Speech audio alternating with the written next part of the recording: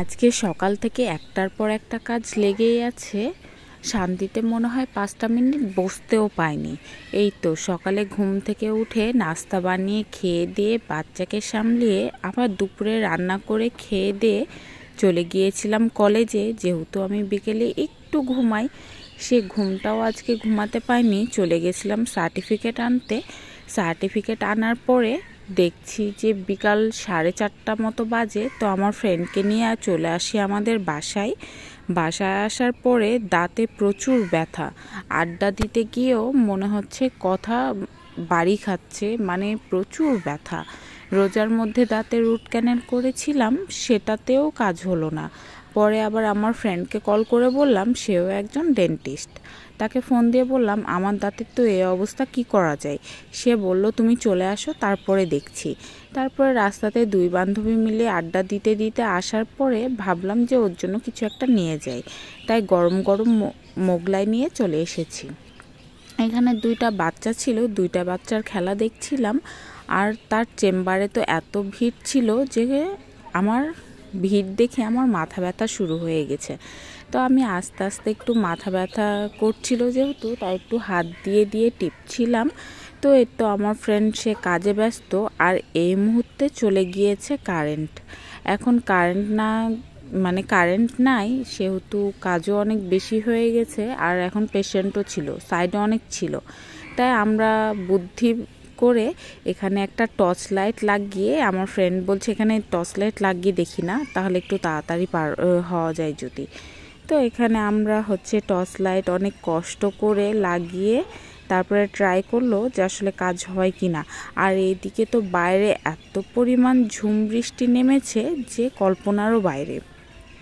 আর অনেক জোরে বৃষ্টিপাত হচ্ছিল। আর আমরা তো ছিলাম চেম্বারের ভিতরে। তো এই যে ওনার দাঁতটা এনার দাঁত তুলবে, দাঁতে হয়তো ব্যথা, তো এই জন্য দাঁতের ইঞ্জেকশন করা হয়েছে। এখন অবশ হলে ওনার দাঁতটা তুলে দেওয়া হবে। তো এখানে আমরা বসে থেকে থেকে দেখছিলাম। কি যে একটা অবস্থা হয়েছিল সেই দিন, কাউকে মুখে প্রকাশ করে বোঝানো যাবে না। একে তো কারেন্ট নেই, তারপরে আবার এতগুলো পেশেন্টের মধ্যে আমি এদিকে আমার মেয়েকে বাসায় রেখে এসেছিলাম আমার মায়ের কাছে। তো আমার মেয়ে তো কান্নাকাটি করে একাকার অবস্থা। এদিকে আমার মেয়ের সর্দি লেগেছে, তারপরে আবার মাকে ছাড়া দিয়ে আমার মেয়ের একটা খারাপ একটা অবস্থা হয়ে গেছিল। আর এদিকে বৃষ্টির জন্য বেরো হতে পারছিলাম না। এদিকে এসে তো আমিও এক প্রকার আটকে গেছি। এই যে আমার ফ্রেন্ডটা দাঁতের জন্য করছে, তো এই মহিলার আবার দাঁত আবার হচ্ছিল না। এই যে দেখেন কি পরিমাণ বৃষ্টি, রাতের বেলা তো এই জন্য হয়তো বুঝতে পারছেন না, তাছাড়া অনেক বৃষ্টি। আর এদিকে তো বজ্রপাত হচ্ছিল, পুরো রাস্তা ভিজে গেছিল। তো এই তো অবস্থা। তারপরে আবার একের পর এক আমার মা ফোন দিতেই ছিল, ভাবি ফোন দিতেই ছিল যে কখন আসবা, এদিকে তো কান্না করছে তোমার মেয়ে। এদিকে আমরাও বৃষ্টির জন্য আটকিয়ে গেছি। আর এদিকে প্রায় অনেকক্ষণ হয়ে গেছে। তো এই যে আমরা মোগলাই খাওয়ার পরে এতক্ষণে আমার ফ্রেন্ড ফুরসাদ পেল তার খাওয়ার জন্য। তো এদিকে আমার ফ্রেন্ড খেয়ে নিল। তারপরে এইদিকে তো বৃষ্টির পর বৃষ্টি হতেই আছে, পুরা 2 ঘন্টা মতো বৃষ্টি, একেবারে কোনো থামার কোনো নামগন্ধ নেই। তো এই যে বজ্রপাতের বুঝতে পারছেন হয়তো, এদিকে আকাশে বিজলি চমকাচ্ছে। আর এই যে আমি আর আমার ফ্রেন্ড আটকিয়ে গেছি, এখানে আরও অনেকজনই ছিল। তারপরে এখন কি আর করার, আমার ফ্রেন্ডকে ওর বাসায় আমার রিক্সা এসেছিল, একটু বৃষ্টি যখন থামলো তখন রিক্সা ডেকে নিয়েছিলাম, আমাদের পরিচিত রিক্সা। ওই রিক্সাতে আমার ফ্রেন্ডকে ওর বাসা পর্যন্ত রেখে আসলাম, বাসা পর্যন্ত না, ওদের স্ট্যান্ড পর্যন্ত রেখে আসলাম। তারপরে তখন আমার যাওয়ার পালা। এই যে আমাদের গোদাগাড়ি বাজার চলে এসেছি এখন। তো গোদাগাড়িতেও অনেক বৃষ্টি হয়েছে। তো এখানে কিছুক্ষণ করলাম, যেহেতু বৃষ্টি অনেক হচ্ছিল।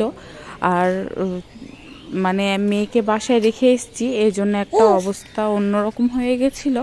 এই জন্য যত তাড়াতাড়ি পারছিলাম যাচ্ছিলাম। তো এখানে রাস্তায় কি যেন একটা হয়েছিল, যার কারণে রিক্সাটা একটু থামিয়েছিল।